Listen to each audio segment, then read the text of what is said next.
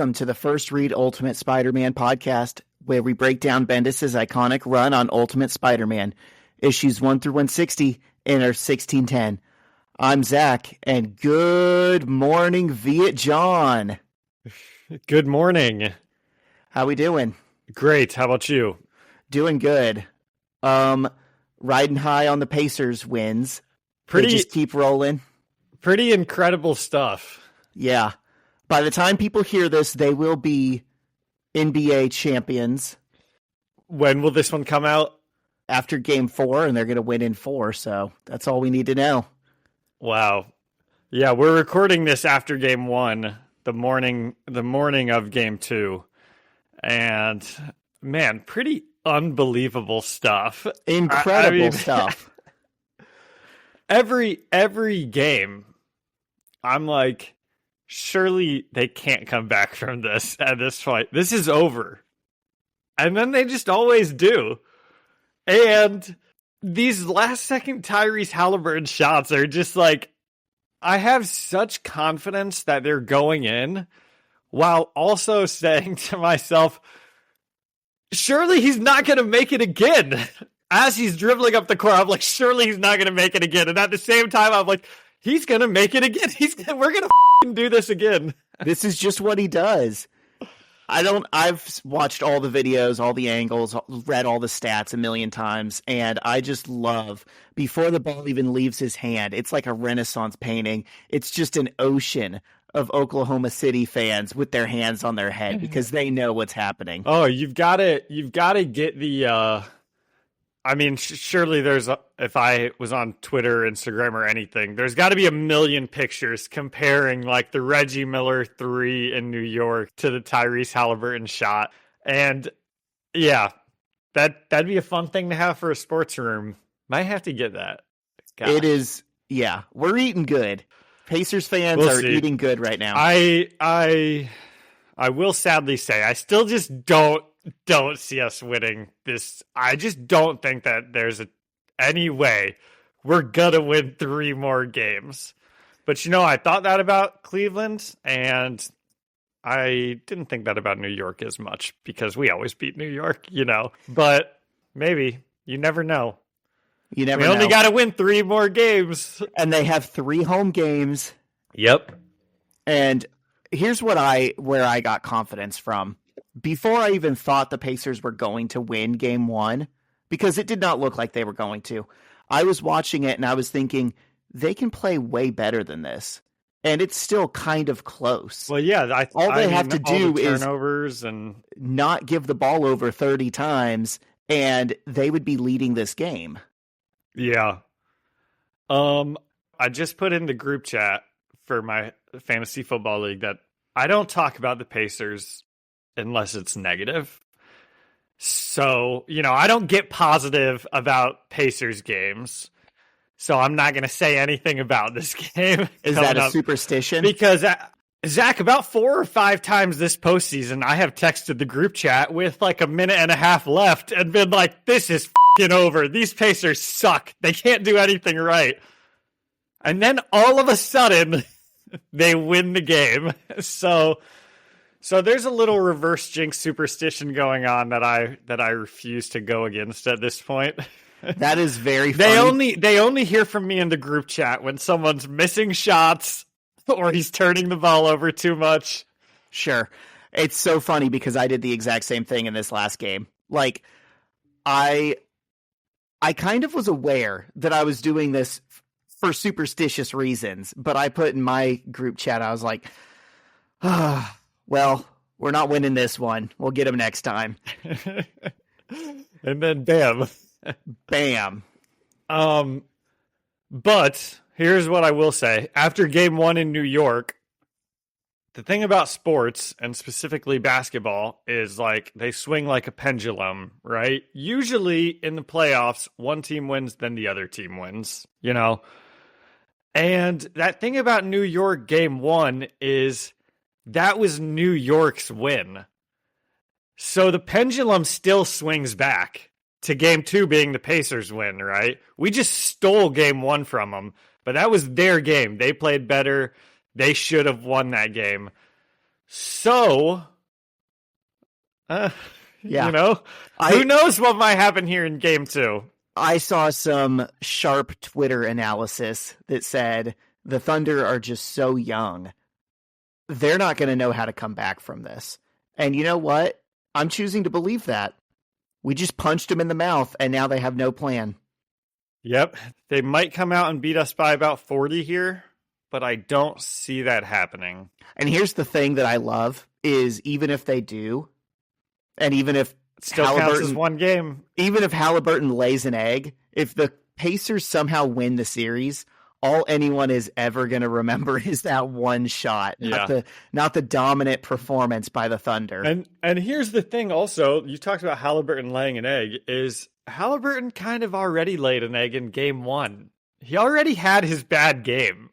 Everything I see talks about how Halliburton's probably primed for a bad game tonight, and maybe he is, and it won't matter if he is because, we stole game 1 and we've got home court. It'd be nice to get 2, but I don't know. I think that we're going to see a pretty good Pacers game tonight. Like, I'm hoping just never know. And here's the thing. You say, the pendulum swings both ways. If we win one, we lose one. We win one, we lose one. You follow that formula, and we're winning in 6. Are we? Well, if you just said that this is still our win. Oh, yeah. Yeah. According to your theory of the case. Which is what just happened in New York, right? Yeah. So, well, that's awesome. Do you have anything else, Pacers, you want to talk about, or are you coming in with anything? It's sort of. Well, I have a number of things to talk about, and I knew that we would talk about the Pacers. And one of the things I wrote down is, we'll say Pacers adjacent, but I'm going to put it into a different topic, and we'll just talk about it all at the end. Oh, okay. Let's get into some Spider-Man, or not. Actually, probably very little Spider-Man, if any. Oh, that's right. But first, a word from our sponsor. Your 2025 NBA champions, Indiana Pacers. Every business says they're better. But the ones that earn and display the BBB seal back it up. It instantly identifies businesses that are committed to operating with integrity, honoring promises, and telling the truth. Makes you wonder why every business doesn't have it. So look for it, because it's looking out for you. That's why it's the sign of a better business. And find a better business anytime at bbb.org. All right, we're back with a vengeance. And getting into Ultimate Fallout 5 and 6 today. You guys know the deal with these ones. They're basically like post-credit scenes. They're not interesting. We don't care about them. They're all in different art styles. They don't have to do with characters we like. Mine are particularly rough. I found myself thinking, wow, Zach, why did you even put this on the schedule for the podcast? That's on me. It's okay, though, because I bet one of these days Nick Spencer and Jonathan Hickman will figure their shit out and write a good comic book. We'll just have to save them in this episode. We'll just have to be excellent podcasters to make up for the piss poor. Which we always comics. Are. Yeah. We'll come in with the assist again.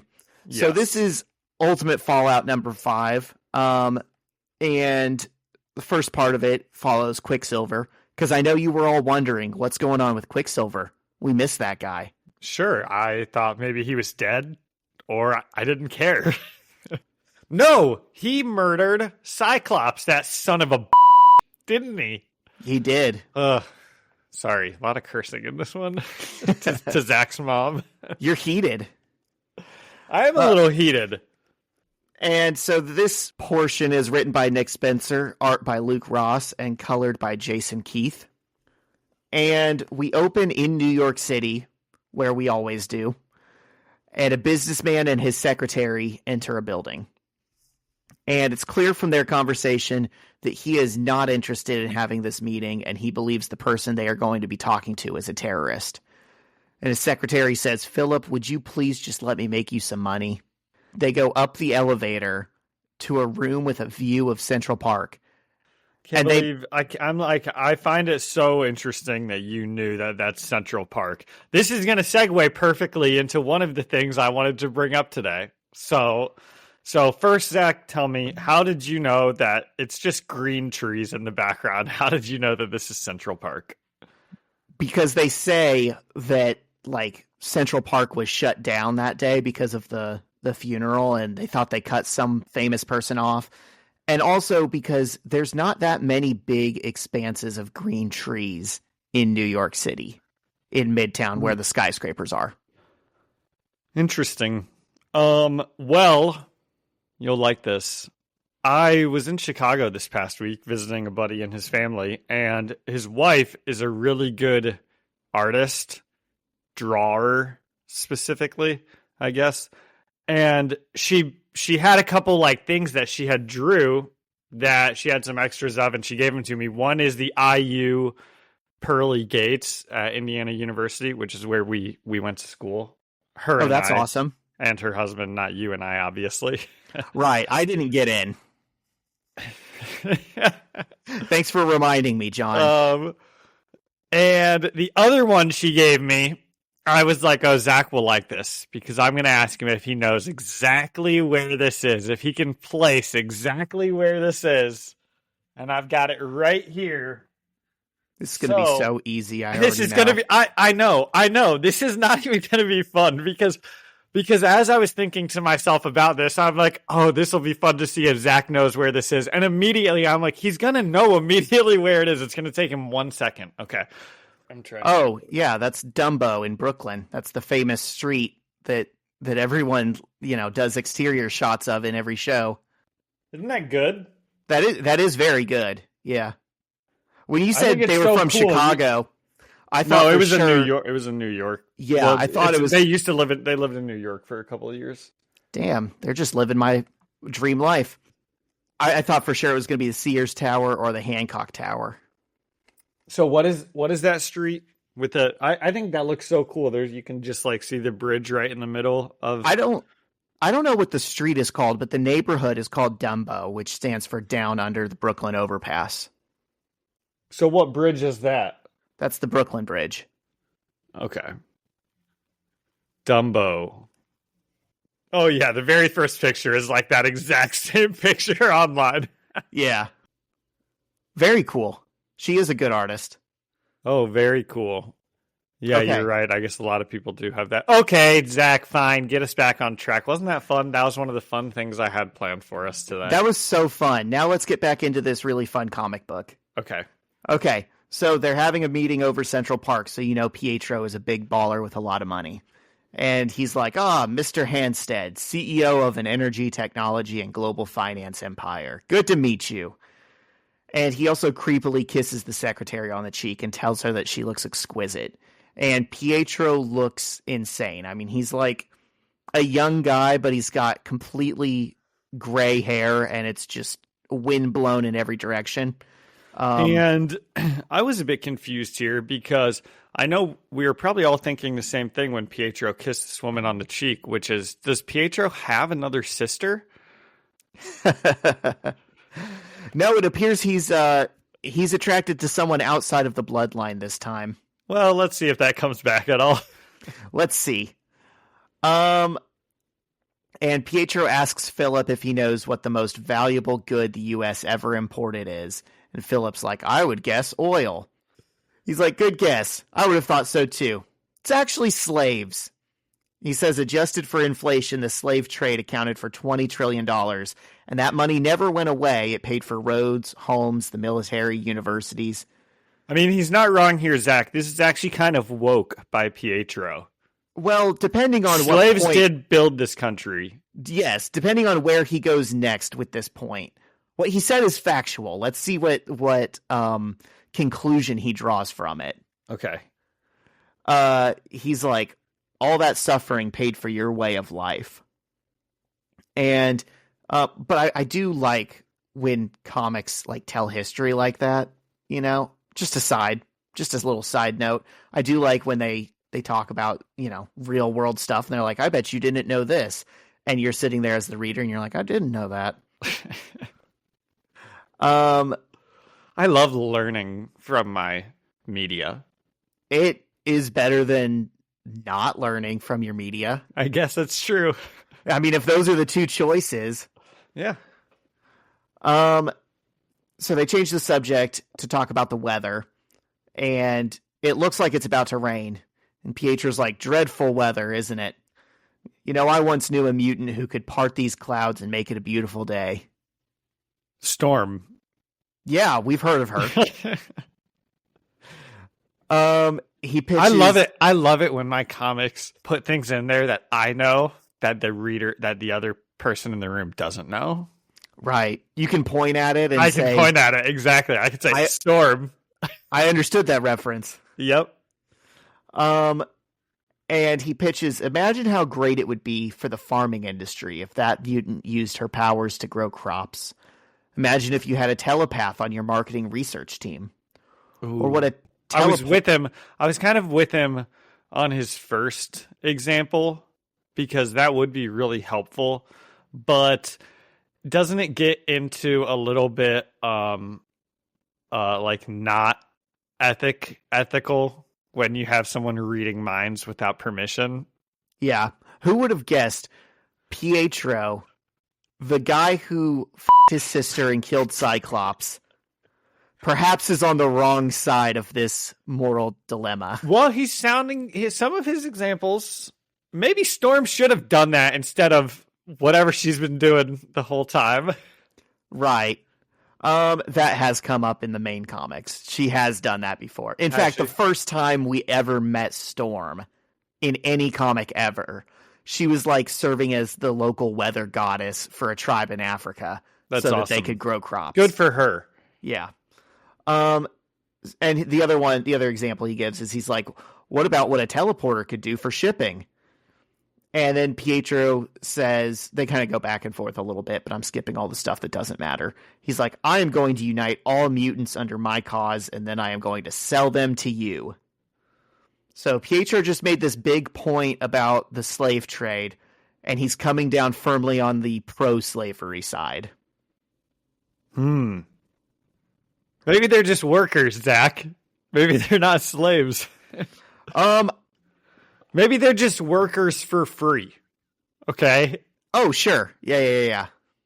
Not to get political, but I think Karl Marx would say that there's not much of a distinction there. Does he say so? I'm looking for the exact thing. Does he say like sell them all to? Because boy, that's he tough. says Pietro, I'm really trying to give you the benefit of the doubt here in this opening thing, but you keep making it harder and harder. He's definitely implicated himself. I don't think he misspoke here at all. No, it's a really big panel, and then I'm going to sell them to you. Yeah. So this is setting up Nick Spencer's X-Men run, Ultimate X-Men run. Apparently, Pietro's the bad guy, and he wants to sell his own people. Okay. And now we're getting into Hickman's section of the comic. And this is covering Nick Fury. It's written by Jonathan Hickman, art by Billy Tan, and colored by Guru EFX, which I'm guessing is not a person. I'm guessing that's a studio. We see it says later at the Triskelion. And Nick Fury is getting his daily briefing from Hawkeye. And he's giving us just like 3 little tidbits of the most important things, because they've got a million things they're juggling, but these are the important ones. And they're important because they will lead into the Ultimate Hawkeye miniseries that's coming out of this and Hickman's Ultimates. And they say the EU has reinstated their super soldier serum and are being led by a new Captain Britain, Jamie Braddock. I was going to say, I that name sounds familiar to me. I don't know that it would. He's kind of a deep cut. He's kind of a deep pull. Okay. But his brother, Brian Braddock, is typically Captain Britain, and I'm pretty sure he either died or was like put into a coma during Ultimatum. And then they say Uruguay and Argentina are preparing for war with each other, and there's a combo biological / metahuman weapons system called SEAR, and all S.H.I.E.L.D. has to show for it is 3 dead spies and no additional intel.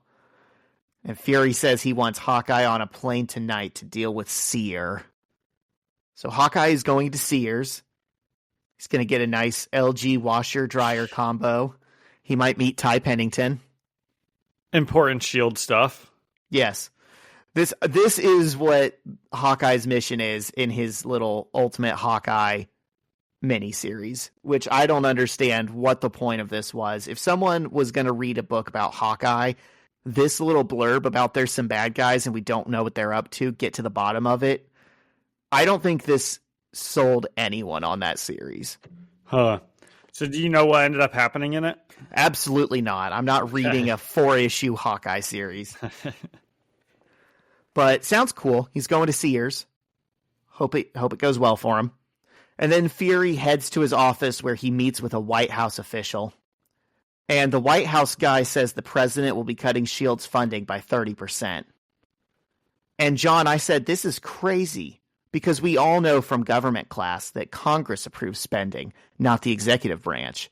And that would be crazy if the president unilaterally decided how money gets spent. Right? Yes. That'd be crazy. That'd be crazy. It seems like by your tone, I can tell something's up. I mean, this book is just not rooted in reality, John. Don't they know how this works? That is crazy. And okay, there's a couple things that I actually love about this because Samuel L. Jackson just heard his budget is getting cut by 30%, and he's never in his life looked more shocked about anything. This is a man that deals with like gods and aliens and people, and this is the most surprising thing he can possibly think of. Yes. It's like he came in expecting good news from this meeting or something. Also, this is Jasper Sitwell. Is he an MCU guy? He is the Hydra guy in, like, Oh, yeah, they drop him off the roof and then pick him back up? Yes. Okay. And then Bucky chucks him out a window of a car. That's awesome. It's awesome. Okay, so take a quick second really quickly also here, Zach, and Google James Sitwell comics. Oh, wait, is that the name that I'm looking for? Yes, it is. You could type in the boys comics if you want to. Because for some reason, I got my names confused right away. And I thought that they pulled a character from the boys. This is like the Stan Edgar role in the boys is James Sitwell. Oh, interesting. And the woman's name was Madison Sitwell, if you remember, in like season 1. Milk Lady. They're kind of like in the comics. This guy is like both characters combined. Gotcha. Sort of. But anyway, I was like, did they steal this guy from the boys? No, they didn't. After some digging, they didn't. Well, thanks, John. That's the kind of deep dive analytics that people come here for. No problem. Okay, so they're cutting this is also funny. I'm going to go out of order, but this is very funny to me, and I think it will be to you as well. Nick Fury's like, you're cutting my budget by 30%? That's almost half. Does he say he says that later. I'm like, this dude doesn't understand math. Yep, that's off. And Fury's like, what about all the cool projects we're working on? We just built 5 more Triskelions around the world, ordered another fleet of helicarriers, and are secretly building 2 badass space stations. And I'm like, okay, yeah, maybe you do need your budget cut. And all those things are still going to get blown up the second we need a big baddie to come in. Dude, that's what he should say. That's what that guy should say. Yeah. Don't we know at this point that infrastructure doesn't matter? The only thing that matters is having Captain America on your team. Uh-oh. And the White House guy is like, oh, you're still going to deliver on all those things. Just find a cheaper way to do it. Anyways, have a great day. Call China. So S.H.I.E.L.D. is going to have to doge their way around this. And if you thought we were done with Nick Spencer writing about Pietro, you'd be sorely mistaken, because we cut back to Pietro having sex in his penthouse with Philip's secretary. And I know I joked earlier, but I actually am proud of him for hooking up with someone who's not his blood relative. I think that's cool of him. Yeah. Zach, I just want it to be known on the internet for posterity's sake that I think it's cool to hook up with people who aren't your blood relative. Yes, let the record state, Pietro did a lot of things wrong, but at least he's not hooking up with his sister in this moment. At least he's not in bed with his sister. Right now. He has before, which we know, but in this moment, he has done something a little bit better. Yeah. Suddenly in the act, Devin, which is this girl that doesn't matter's name, turns into Wanda, the Scarlet Witch, who says, "Hello, brother." He was so close. Almost. Jeez, you hate to see it. Right after we gave him his flowers. Yeah. And I'm going to be honest, Scoobert Dubert, I don't know what any of this is about. They have a little weird conversation about their father being proud and Pietro needing to go to Egypt. And I 100% think this is about Pietro being in love with Wanda. And he's like with another woman, and then she like appeared in that woman's place. It's all weird. He can think about. Really? Yes. Yeah. Devin turns back into herself and is like, "Pietro, honey, are you all right? You don't look good." And he's like, "Get out of here!" And the issue ends. So, if you want to know more about what's going on there, Nick Spencer has a fantastic Ultimate X-Men run that will probably get into it. Oh, I thought you said you haven't read Ultimate X-Men. I haven't. I'm being cheeky. Oh, okay. You're so cheeky. So, I'm going to give this one a 1 out of 6 Triskelions around the world. Oh my gosh, really bad. I was not feeling it, man. Wow. And if I'm not honest about the bad ones, how will people know I'm being honest about the good ones? That's true. So why was this so bad? What were all the different storylines? There was 2 of them. There was Nick Fury going through S.H.I.E.L.D. and he talks to Hawkeye and then he gets his budget cut. And then there was all of that stuff with Pietro. He wants slaves. That's gonna be the new Captain America MCU movie. The sequel to the one about the treason or the treaty that they're signing is gonna be Captain America gets his budget cut and he's got to deal with that. Yeah. Hey, here's your 10 shield. Yeah, and then Pietro wants to sell slaves and have sex with his sister. That's not great. No. Any way you slice it, this is a hard issue to defend. Pietro is the villain. You know, villains are allowed to do bad stuff like selling slaves. That's kind of what they do. I guess. Well, I hope someone stops him. I am going to go a little bit higher on this one, and I'll give it a 2.5 Triskelions because, you know, there was actually some interesting bits of the beginning of this with Pietro talking to those suits. I guess that's true. At least a little bit. We all learned something. I suppose 2.5. You know, it's not very high praise, so I don't think I'm going overboard here. Right. He was very close to almost making a woke point. Well, the thing is, he's making points. Mutants, if sold into slavery, well, never As mind. your lawyer, I would advise you to stop. Yeah, you know what? I'll say it this way: you miss 100% of the shots you don't take. Pietro's at least trying to make moves. Gosh, you could like mutants if they were just paid an appropriate wage for all the work they were doing. Think how much they could like add to the economy just with their powers. You know, Storm could like revolutionize the farming industry. She would be worth billions of dollars. If you just paid her like millions, I mean, boom, you're golden. Right. But John, I would redirect you to the labor theory of value, and I would remind you that those billions would go to people who are taking advantage of her and exploiting her labor. It would not go to Storm, for whom... Well, that's what I'm saying. But if she just got paid a salary, she could get compensated very well. Right, but it would still She just not doesn't be, have to get sold into slavery. it would still not be commiserate to like what she's providing in terms of the No, value. it wouldn't be. But, now we're going to get into something I argue with the kids a lot about at school, because everyone talks about how athletes make too much money. And I'm always like, athletes do not make enough money based on the value that they are providing. Exactly. Because LeBron James is worth billions of dollars to any team that he goes to in ticket sales and jersey sales, and everyone who's right. Ali would always say this, right?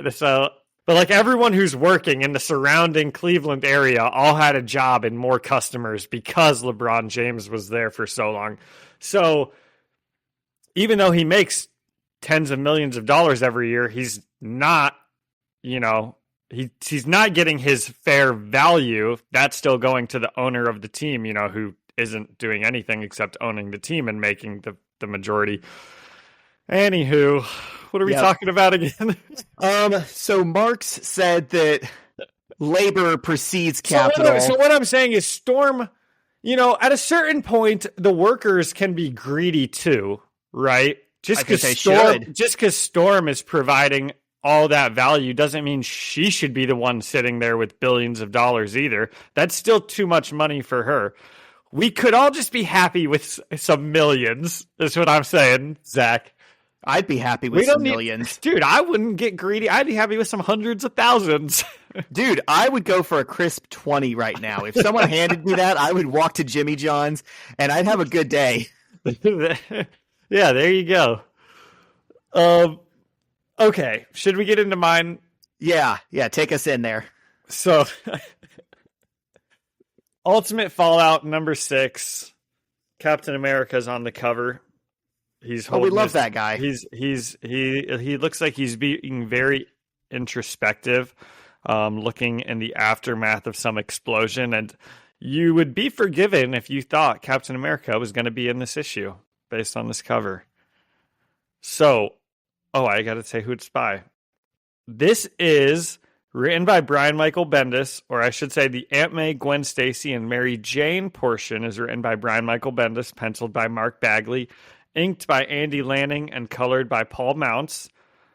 Then there's a Kitty, Bobby, and Johnny section that's written by Nick Spencer and art by Eric Wynn. And then there's a Nick Fury section written by Jonathan Hickman, art by Mitch Breitweiser, and colored by Mitch and Betty Breitweiser. Wow, that's cute. Power couple. Love to see it. Do you think that they're brother and sister, or do you think that they are married? Or do you think both? Yeah, Zach? my initial reaction was married, but truly we don't know. So we open on Aunt May, and gosh, it feels good to have Bagley, And Aunt May is very sad. She's like holding on to Peter's Spider-Man costume. She's still lying in bed. She's lying in his bed. She's lying in Peter's bed, yeah. Because all of his stuff, all of his things around his room are still like strewn about. So you can tell they haven't cleaned up at all. She's just been hanging out in his room around all of his things. And she looks at the Spider-Man costume, and then she looks out the window and sees that there's still a huge media circus going on right outside the window. And from off panel, someone says, "Don't kill me, Aunt May." And then we see it's Gwen, who has changed her hairdo quite drastically. She's now got a very short black bob cut. I don't know. I don't know that much about hairdos. I think you could call this a bob. This is a bob? It looks like a bob that she cut herself. Yes. It looks okay. It's not, it's bad, but it looks okay. Well, she was going for being unrecognizable because she says their pictures are everywhere and she didn't even want to be in her yearbook. And to her credit, we would not have recognized this as Gwen. Oh, we'd have no idea that this is Gwen. Yeah. So it does worked. Work. Yep. And Aunt May says maybe she should do the same thing. And they joke about Aunt May going pink, and then Aunt May says, I should shave my head. And they Real talk quick, about how, yeah. Aunt May is in this like almost like Iron Fist looking yellow and green kimono. And I can't help but think if she shaved her head, she wouldn't look like the Ancient One in the Doctor Strange movie. She probably would. She would. And they talk about this media circus, and it's being outside, and everyone's going through their trash, and they're never going to be able to leave the house again. And Gwen says, I just keep praying to baby Jesus that some celebrity or superhero releases a sex tape. And Aunt May says, wouldn't that be nice? And then Gwen jokes how you'd think that they've never even seen a teenage superhero be outed and dying on his front lawn before. And Aunt May says, oh, I don't like jokes like this. And Gwen says, I mean, you'd think they'd never even seen Captain America get slapped in the face by an old woman. And Aunt May looks at her and says, Gwen. And Gwen's having a bit of fun here. She's kind of joking around.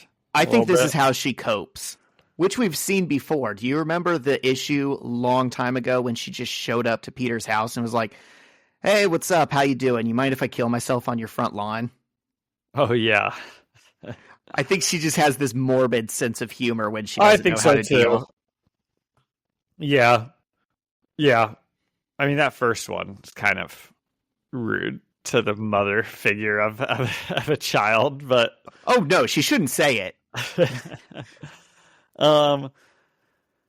And Gwen apologizes, and she asks Aunt May if she's going to go to work today, and Aunt May says that they fired her. And she says that she hasn't been to work in 2 weeks, but they just said that the media circus has only been there for a week. I'm kind of wondering what the time frame is on this. That like, seems how like a long mistake. ago did Peter die? Yeah, I feel like that should have been caught by editorial before this got printed. Well, maybe did Aunt May like stop going to work for whatever reason, like the week before all of this? Like maybe she stopped going to work because Norman Osborn was out and she was like hiding. So maybe she's been off work for 2 weeks, but Spider-Man died a week ago. That was a thought that I had. I had the same thought, but I don't think that's what happened. I think Norman broke out and like that same day. That was in died. like a day. Yeah, I thought so too. Okay.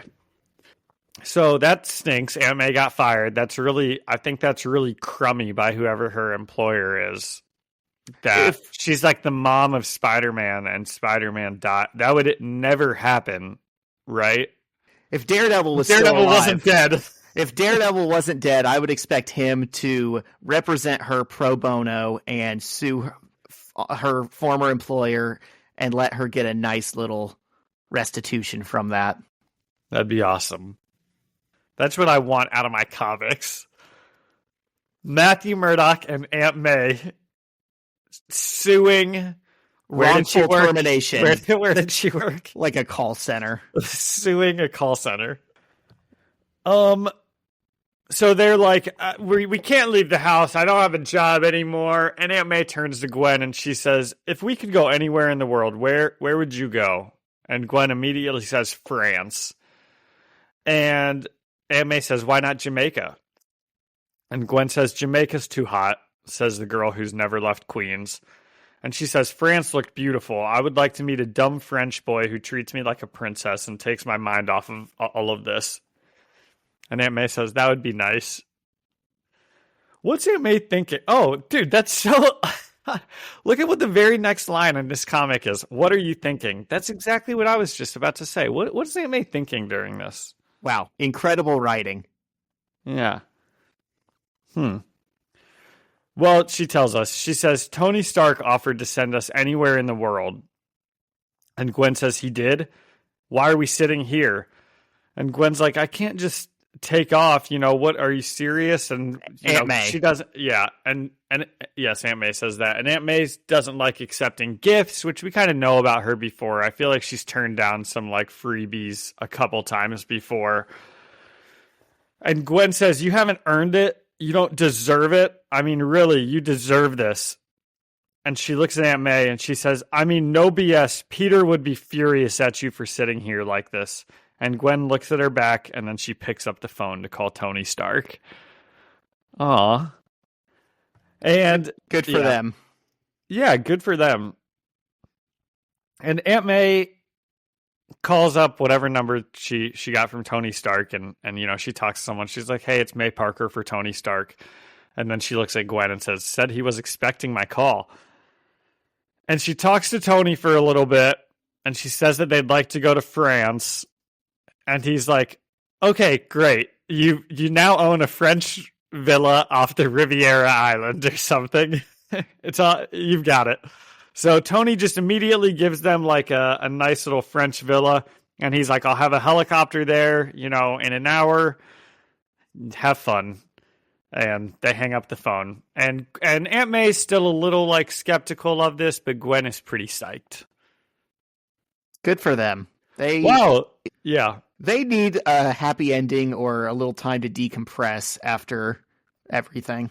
Well, I was going to say, gosh, is this like the last we see of these two in America? They just fly off to France?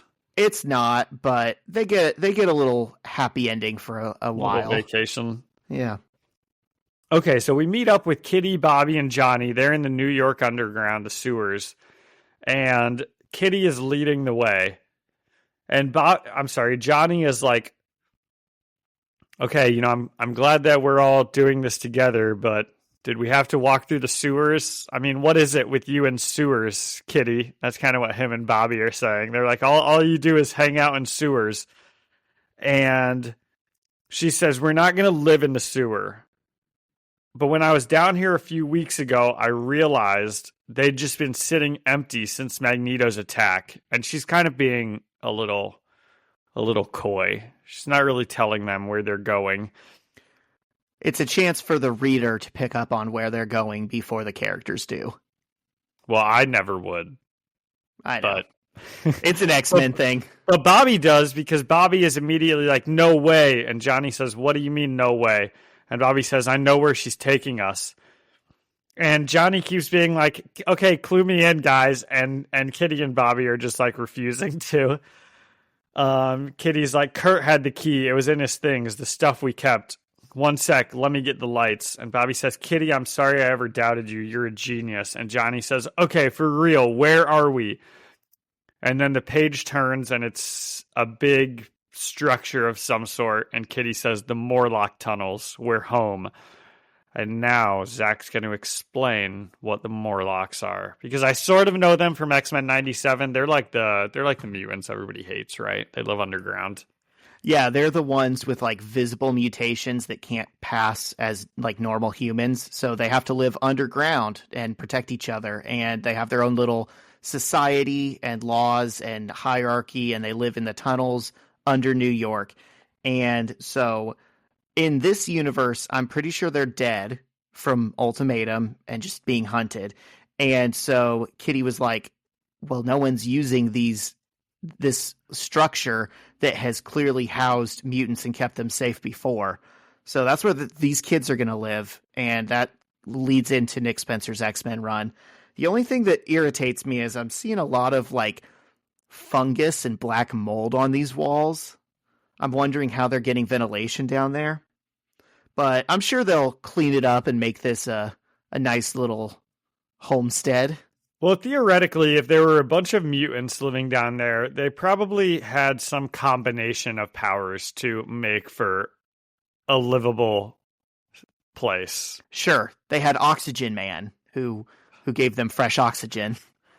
I mean, maybe. UV sunlight girl who I bet you helped there's them grow plants. I bet you that there's some mutant who can do photosynthesis like a plant and take in carbon dioxide and give off oxygen. I think that's a really good idea. I think there should be. I don't like the idea that every mutant just has like offensive or defensive powers. I think there should be things like that where it's kind of useless if you're just being hunted and fighting all the time, but it is a really cool power that's useful, Yeah. Oxygen Man. So now we meet up at the Triskelion. And I don't know. It seems like not really that much happens. You know, Nick Fury's here. He's sitting at his desk. He's being introspective a little bit, and he's like, okay, I've got to go somewhere. I'll be off comms for an hour or so. Nobody call me unless, you know, the world explodes. And some guy's like, wow, you seem, I don't know, what happened? And Nick Fury says, if you ever wanted to know what would happen if America lost its favorite son, you're about to find out. Captain America just quit. And Nick Fury walks out. And this random guy has his shield. I don't know. We'll see if that lasts. We'll see if we have seen the last of Captain America defending America. Yeah. I mean, it would have been nice if we got to see Captain America make this decision, right? I mean, besides just like looking at it on the cover. Yeah. Yeah, you're right. We're kind of hearing about it secondhand after the fact. Yeah, where the audience surrogate here is some random man in the Triskelion. Some kind of soldier. Yeah, it's a weird choice. Yeah. Okay, so now we meet up with Mary Jane. And she is... Last we saw her, she's working on her big like story, how the world killed Spider-Man. And we can see she's still working on that, but it's probably just about finished because she has a bunch of letters to different like papers, the LA Times, Fox News, CNN, the Daily Bugle. And I'm guessing that this story is in this, and she's about to send these out to all these different papers. And as she's sitting at her desk, she hears a helicopter go by, and she looks out the window and sees Aunt May and Gwen in the helicopter, and they see her down below. Dude, that's like rude of them to just thought move the same to France. And like Mary Jane is equally a part of this like family, I think. Well, she does still have to live with her mom, but it is so rude to do like a low flyover past her window and wave and then just disappear. And from off panel, someone says they're moving to France. And Mary Jane turns around and Nick Fury's standing in her doorway. So this is where Nick Fury said he had to go and deal with something for an hour. And he tells Mary Jane they're starting a new life. And I gotta say, that sounds fantastic right about now. And Mary Jane asks what he's doing in his room, and they both look at her, you know, expose on the table. And Nick Fury picks it up, and she says, "What are you gonna do to me?" And Nick Fury looks away and says, "I loved him." And I think that's just so goofy. Yeah. I mean, out of like all the things you could say from Nick Fury about Peter, I don't think "I loved him" is the correct choice of words here. It doesn't play like they're hoping it does. It seems very out of character and a little much. And he says, "I met him when he was just a baby. His parents were working on a project for us. When his parents died, I wondered if there was any way I'd be able to do right by them. And then I was so excited when he had that accident that gave him his powers. Now I could do something. I was grooming him, you know. I was so sure that he would grow up to be the man his father wanted him to be, and so much more. This brave, one-of-a-kind genius little boy. I should have taught him more. I should have slowed the world down so a boy like that could become a man he was supposed to become. I didn't know you knew his..." Oh, I'm sorry, that was Mary Jane. Okay, whatever. So Mary Jane listens to all that, and she's like, "Okay, I'm not going to send out my paper that I wrote. You know, I didn't know about all of that stuff." And Nick Fury says, "I understand that you're looking for something to blame for this. My point is, you blame me, and I came here to tell you, you're absolutely right." And he's got tears in his eyes. So what do we think of Nick Fury's speech? And then the issue ends?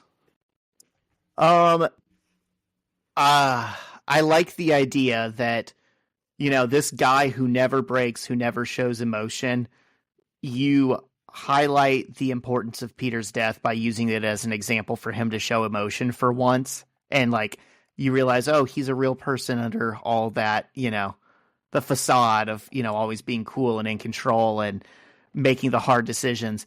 I think it's a little goofy, and I think it also is a bit of revisionist history of how his relationship has been with Peter, because even in the early issues, sometimes he was like, kid, you kind of pissed me off. I might have to, ground you for a bit. Like, yeah, well, that's what I was thinking. None of this seems like it's in Nick Fury's like character at all. Like, all we know about Nick Fury didn't want anything to do with Spider-Man for the longest time. He like created spider slayers to like kill Spider-Man if he got out of hand. This is like not true. Yeah. I don't know. I think he's playing Mary Jane. I think this is a lie he's telling himself. Yeah. Yeah, probably. I also think it's funny. You can zoom in. I've never caught this before. This issue was published in 2011, and on Mary Jane's wall, she has a poster of a teeny bopper with a kind of mop haircut, and the poster says, Biebs Forever. That's funny. She's a Bieber stan. She is. Gosh, speaking of Justin Bieber, I just watched this pretty goofy YouTube video about him a couple days ago and his wife, Hailey Bieber. Yeah. How much about Justin Bieber do you know about? I will say not much, I guess. It was all about how like Hailey Bieber like stalked him when he was younger and like put this plan in place to like marry him eventually. Wow. Like she was just like a believer. Well, statistically there was like 6 million of those. One of them had to be successful. Well, that's what I was thinking. I'm like, well, anybody who marries Justin Bieber was a fan of Justin Bieber when they were that age, Yeah. So that's not that hard to believe. What are the odds he meets a girl who has no idea who he is? Yeah. I thought you were going to talk about this other video that's kind of funny, which is like he broke down in the hood one time and he's like waiting on someone to come fix his car, and people are like making him sing and dance for them and do push-ups and stuff. That's hilarious. They're making him do push-ups. Bieber, do a push-up. And he's just like, what choice do I have? That's funny. So what do we think about your issue? I don't know. It was fine. I don't care. I'm so tired of all this. Okay, well, I'm ultimate falling off. Oh, ultimate fall off. Yeah, that is a good name for this series. Yeah, I don't know. You at least got some more Mark Bagley art. Yeah. I keep thinking we're done with him. This is better than yours. Definitely more relevant to Spider-Man. Yeah. This is kind of the denouement for Aunt May and Gwen. Yeah. I mean, I told you already that they will come back, but they don't necessarily have to. This could be the end of their story. I guess it's all fine enough. It's a little interesting, Kitty and them going down to the Morlocks, Let's see. What should we rate it out of, Zach? Out of 10 mansions across the world that Tony Stark can just give away on a whim. Yeah, okay. I'll give this 5 mansions. This was kind of the definition of like a forgettable issue. Yeah. Okay, that sounds about right. I'll give this 5 mansions also. Which is ironic because the last panel, the full page thing of Nick Fury crying and he's like, blame me, it's my fault. That kind of does get like shared a little bit more, but I don't know. The whole issue in totality is not that. It's not bad. It's not good. The thing about it is we already knew that this was all his fault, right? We've been over this so many times. I feel like you know? Yeah. And he's saying this to the one character that really knows it's his fault. She's writing like a big paper about it, you know? I mean, I don't know. They all blame Nick Fury anyways. It doesn't, I guess the point is you're right. He's now like telling himself that this was like my fault. But it's just not that interesting. Okay. So, literally, metaphorically, spiritually, we have buried Peter Parker at this point. Have we? We've done the work to put him in the ground, and I think we can move on. And that's where the books are going to go. And so next week. Oh, was that the last one? Thank God, right? Ultimate Fallout is done. Next week, we are officially getting into Ultimate Comics Spider-Man 1 and 2.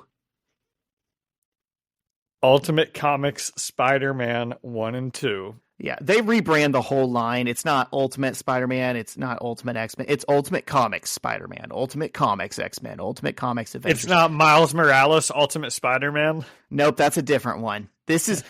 You'd be forgiven for thinking that, but I've said it before. This is why Japanese manga just like laps American comics in sales, even in America, because people have no idea where to pick up, you know? Yeah. Over there, it's this, the book never changes titles, and it's just chapter 1, chapter 2, chapter 3.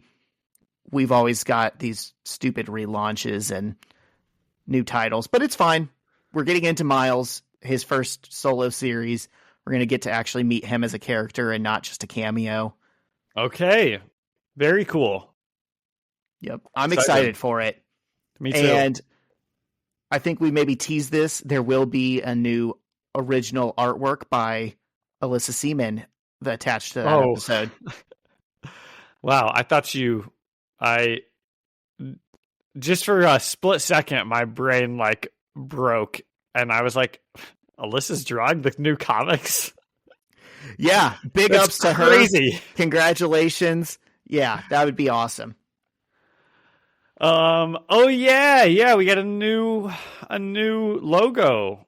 Yes. Awesome. A Miles Morales themed logo. Awesome. Well, R.I.P. Peter Parker. Yep.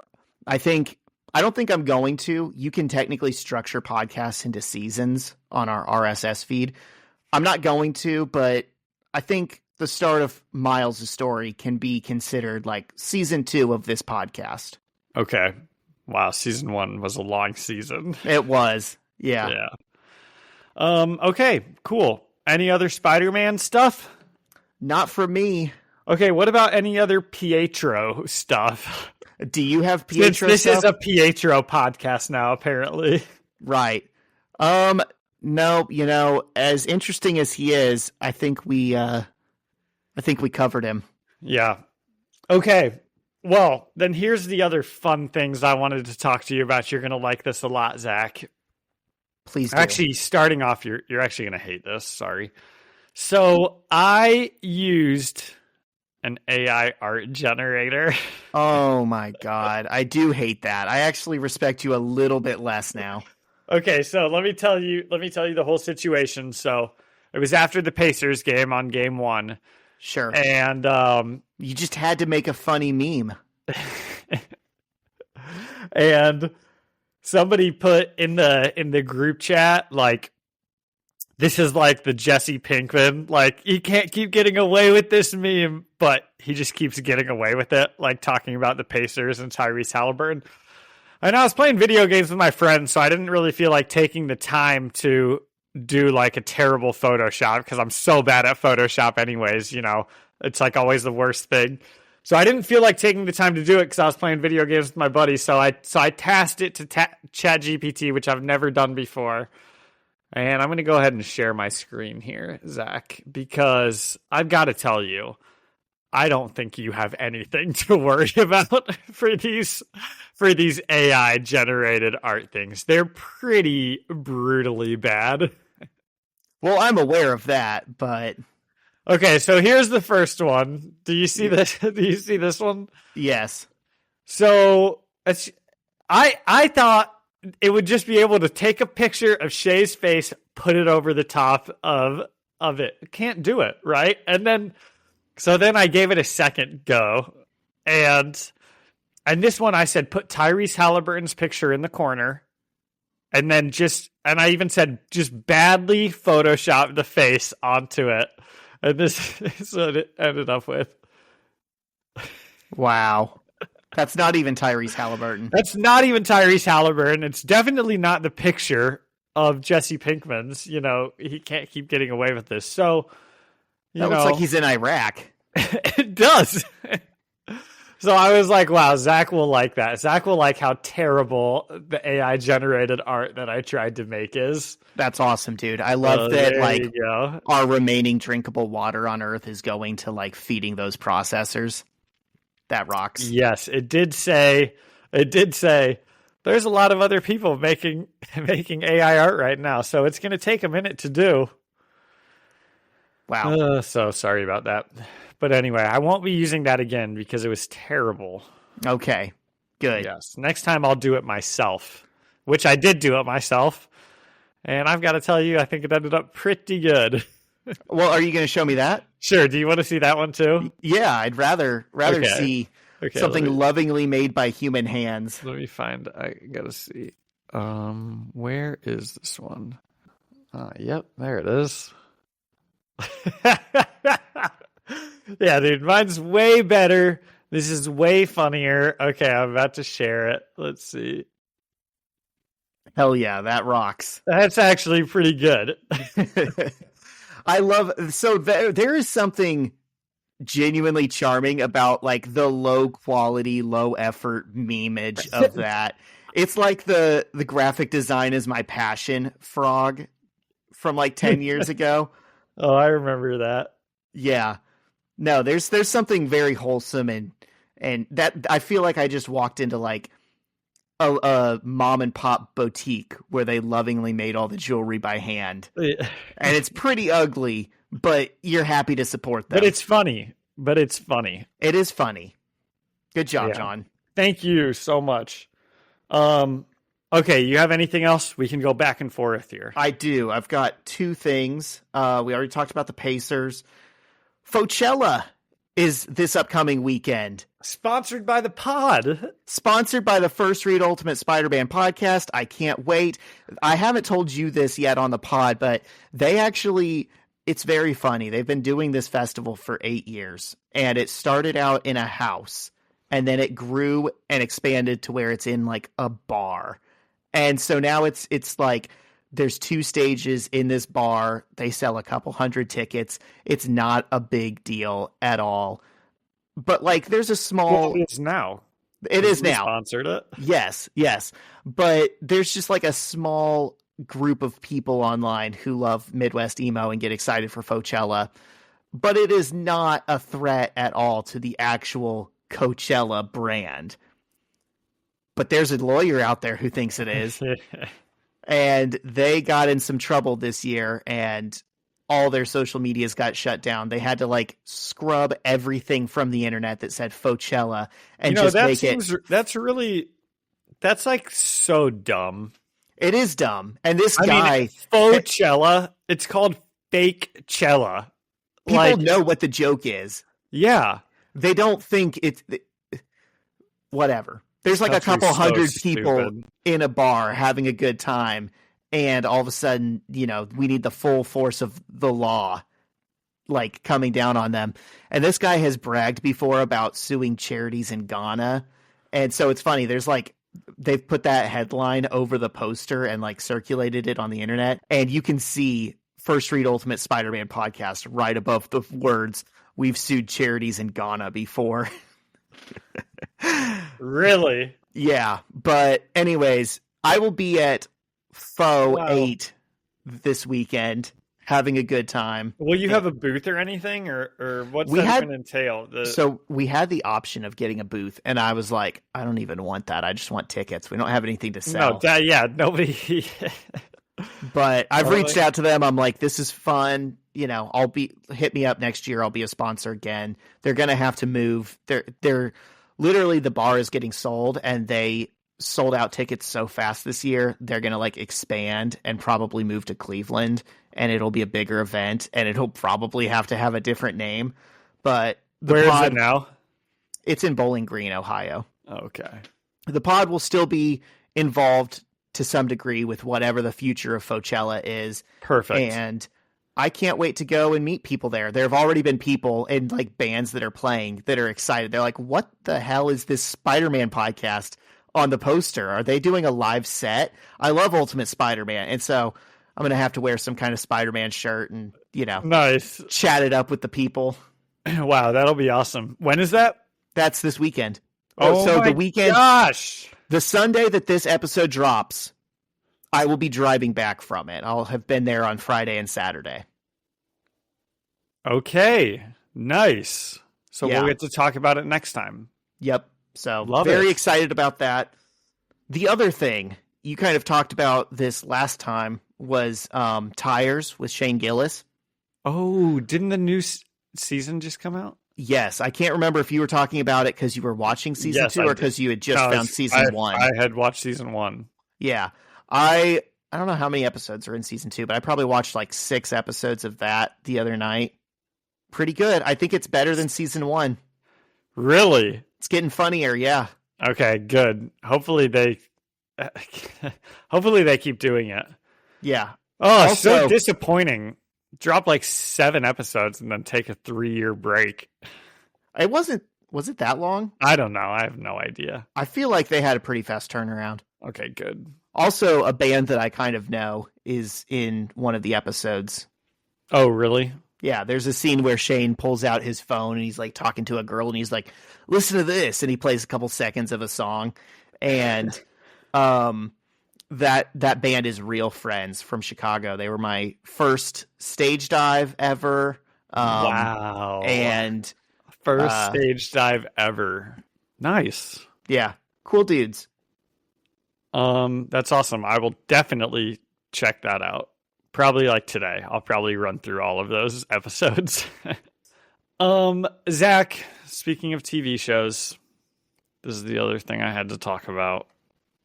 Do you already know what I'm going to say? Oh my God, Doctor Who. Oh my God. It was the Doctor Who finale. Explain everything to me because I'm seeing it in memes. So hard. I know the lore is deep and I know the reactions are strong. Dude, the problem is, Zach, the lore was not that deep. Up until like 5 years ago, the lore was just the lore. You know, every so often the Doctor's face would change and it was just, it's like a big deal, but it's also like part of the show. You know, the Doctor regenerates every like 3 or 4 years or something. And now it's just like they're regenerating and then they're bi-generating. So there's like 2 of them and then they keep turning into people with the same face. And now Billy Piper's back and nobody knows what the hell's going on. And what did you say? Explain the lore. Yeah, is this a net good thing? Are we so back or is it so over? Okay. Here, dude, it's probably so over. I mean, it really is. It's too bad. It's too bad because like 6 years ago or whenever Peter Capaldi left, it was like the height of my love for Doctor Who. Like I loved Peter Capaldi and then he left and the showrunner changed and Jodie Whittaker changed and the show was just not very good for those Jodie Whittaker years. You know, she was there for 3 years and it just wasn't very good. But it was fine, you know, and then towards the end of it is when they really started like doing really stupid and absurd things with all the like lore of like just for some reason just like changing like the whole history of the show, like to a comical degree. They like changed everything about like the lore of the character for no reason at all, because nobody even like really, like I said, the history is just like, it is what it is. You know, you don't. And then these last like 2 years with the new Doctor, I mean, it's so fun having David Tennant come back. I'll watch him until he doesn't want to come back. But it's also just like getting so like fan fiction-y. Like everything's just, what if this thing came back? And dude, it's pretty cooked. Doctor Who's probably pretty cooked. So here's what I'll say. When I found out that the Doctor was going to regenerate towards the end of this episode, because it was a secret, and you know, I don't have social media stuff to like get spoiled by, really. So when I found out he was going to regenerate, I was actually pretty like hyped. Not because I don't like the current Doctor, but because it's just like a new thing that was unexpected, and it's like, oh my God, who's it going to be? Like, this is actually like pretty cool. You know, the Doctor's about to turn into somebody and we don't know who it's going to be. And then it became Billie Piper, who was the first ever companion of the new, like 2005 when it came back. Her name's Rose. She was awesome. Specifically, she was like with David Tennant. They were like the two people that were together the most. And it's just so stupid. But I told you, I was like smiling when it happened. I'm like, because it was still like fun. It was like a fun moment, kind of. You know, the Doctor was regenerating. It was a secret. And then it was Billie Piper. And it's like, oh, this is kind of dumb. But I guess it's something. Is there... It is not the same thing to me at all as Robert Downey Jr. coming back as Doctor Doom. That I think is like cool and good. And like, I think it's going to be awesome. This is just like, they're just like doing the most random to like get clicks online at this point, and it's just not. Throwing at the wall and seeing what sticks. Yes. Now, the net benefit of this is we have a David Tennant Doctor who is still floating around at Donna Noble's house, and we now have Billie Piper, and probably they're going to get to have an adventure together, and it will be fun seeing them go and hang out and you know, do their thing, and then they'll regenerate into a new Doctor if they even do. I don't even know when the show's coming back on, you know. So we'll see. It's not very good anymore. It's pretty bad. I mean, it's hard to believe that the Jodie Whittaker years were like, man, this is pretty bad. And then you see what they've done in the last year, and it's like, oh my God, dude, this has just gone so far downhill from where we were. Like, I still watch old Doctor Who episodes all the time, and they're so good. And it's just a shame. It's like the Charlie Kelly meme. I can go lower. Oh, yeah. The Dennis Reynolds meme. Oh, was it Dennis? I could go lower. Yeah. Okay. I think. I don't know. It was one of them. They were wearing the cutoff. Yeah. Yeah. Short. I wish you watched it so we could actually talk about some of the episodes instead of me just like talking at you about it. Yeah. The hard thing about that is you just told me how bad it is. Well, I would love to like discuss like the finale and like, because some of it is so bad. That's crazy to me because the episodes, the David Tennant like special episodes that I watched, they were good. I didn't dislike them. I mean, I know. Specifically the one where they're like in the long hallway and the thing is like a slowly counting like bomb or whatever. I thought that was a great episode. Yeah, with the things that like take over them. Yeah. That was like an awesome episode. That was so fun. Yeah. It's fun. Zach, the whole thing started to really go off the rails the episode after that with Neil Patrick Harris, where when it came time for David Tennant to regenerate, he like bi-generated into the two Doctors. And ever since then, it's just been so goofy with like Time Lord stuff. And it just like, and it got even more significantly goofy in this like finale where like somebody else like bi-generated, like another Time Lord, and then they actually had some like interesting things where they were maybe going to like bring back a Time Lord from like the previous like 60s, 70s, 80s era. And I was actually kind of excited for them to come back because I knew some of the stories with him and he just came back as like a giant CGI monstrosity creature that had like it just did nothing. And then they shut him back up in his cage. And it's like, I don't know. They're just like, dude, see, I'm just going to end up talking at you about this. Okay. In this finale, there's this, I wish you watched it. Would you watch it? No, I'll just talk to you about it. It's cool. Okay. I won't even make you. Okay. In this finale, it's like a fake world, right? And so the doctor thinks he's a normal human and he's like married to his companion and they have like a little baby. And that happens sometimes in Doctor Who. You just are kind of thrown into an episode and you're like, obviously something's not right. You know, the world has been changed and the doctor doesn't know he's the doctor. I think there was one of those in those special episodes too, wasn't there? Like the Cliffs of Dover or something. They were like in Ireland. Doesn't the doctor like disappear totally in that one? It's like 73 yards. And yes, and she lives an entire life and then has to like, go back. Yeah. Yeah. Well, this is a different companion now. But anyway, the whole episode, eventually like they find out and then they find out they're in a fake world and then they have to like go and fix it. But the point of this fake world, it was so annoying. They call it the Unholy Trinity.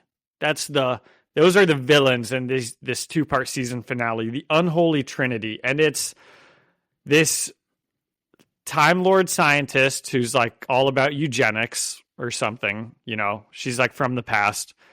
There's this other big bad Time Lord who's like coming back, right? And then there's this random guy who's like has a podcast and he's like the other part of this like unholy trinity. And God, that sucks, dude. Podcasters are so lame. Dude, it's just like, it's just so stupid. And he's like a little bit alt-right. And like, those are the 3 villains of this episode. It's this guy who's like a little bit alt-right and 2 super villains. And it's like, and then here's the more annoying aspect of that. It's his world that he creates where it's like, oh, everybody has a family unit. That's what I mean by like a little bit alt-right. It's like everybody has a family unit and, you know, so that's why the doctor and Belinda are married with a kid. They're not really like adventuring anymore because like a family is like the most important thing and blah, blah, blah. And then when they finally get out of the world and they figure out who they are, they spend the entire next episode like that's all they want is like to have that family and to have their child. And they literally put the companion like in a box the entire episode where she's just like protecting her fake daughter. And the whole episode's about like their fake daughter. And it's just so, dude, there's just like, it's just so bad. Sorry. I know I'm not making any sense. So you can cut out as much of all this part as you want, but it just wasn't very good. It just wasn't a very good episode. Damn. Well, I hate to hear that, man. Well, it's okay. It's not that big of a deal. I thought by the reactions on Twitter, maybe we were so back. But oh my gosh, no. Why? Is like the internet like loving it? I mean, that's why they did it, is just to get like reactions on Twitter about how Piper is the doctor. The instant gratification is hitting. Dude, I find that like really hard to believe because everything I've seen on YouTube is very negative. Not like in like a mean way, but I would say just in the way that I'm talking about it also, which is like, man, the show just used to be so good and now it's just like so stupid all the time. And maybe it always was. Who knows? You know? Yeah. Okay, that is a good point. I've wondered before, like, I used to love Saturday Night Live when I was in like middle school and early high school. And every time I've ever tried to watch it again, I'm like, this is so dumb. And I'm like, was it always this dumb? And I was just in the right age demographic to appreciate it at the time. Maybe. I don't think so. Because, man, I mean, dude, I could give you a list of like 20 Doctor Who episodes to watch, and I bet it would be like your favorite show at the end of it. You know, that would be an interesting thing to put to the test. Like I feel very confident about that. I could pick out a bunch of episodes and they're all so good. And now it's just so stupid. This past episode was so dumb. It was just, oh well. I know. Well. See, yeah, okay. Hey, if anyone wants to start a Doctor Who podcast with me, write in. We've already got one, bud. Yeah, that's true. Okay, what else do we have? I don't have anything. Do you have anything? No, I don't think I do have anything. We talked about all of my stuff. So, game 2, Pacers OKC. What's your prediction? Pacers win. Probably not another, clutch last second shot. I think they just cut down on the turnovers and win by a comfortable 6 to 8 points. I think the same thing. I'm grating my teeth as I say it, but I think the same thing. I think that they just, I hate to go in with pride, but they're just. I think that they just are kind of like winning this whole game, and maybe it's like back and forth, but I think that they are generally like gonna be reasonably in control. I think they're coming in with momentum, and they feel like a team of destiny. And I hope I don't look like an idiot saying that on a podcast next week when this gets posted. Nope, you won't. There's no way they're going to lose by like 45. That would be unacceptable.